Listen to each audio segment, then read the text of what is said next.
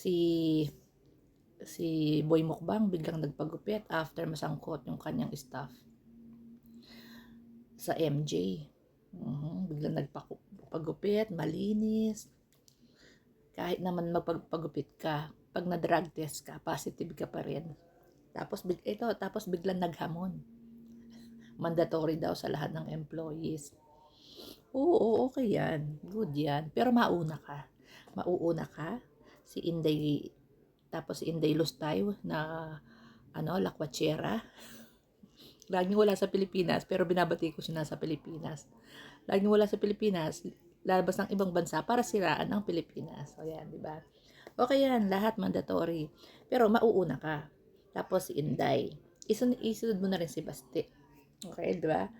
Alam mo si PBBM, tatlong beses na nagpa-drug test yan. No? Paulit-ulit na lang. At saka hindi mo pwedeng utusan ng presidente kasi siya yung presidente. Saka nakakita sa ibang bansa na inutusan mo magpa-drug test ang presidente. Pero dahil nga, para sa ikatatahimik ng lahat, nagpa-drug test yan 3 beses na, puro negative. So ngayon, it's time na kayo naman, di ba? Kayo naman magpa-drug test. Okay yan.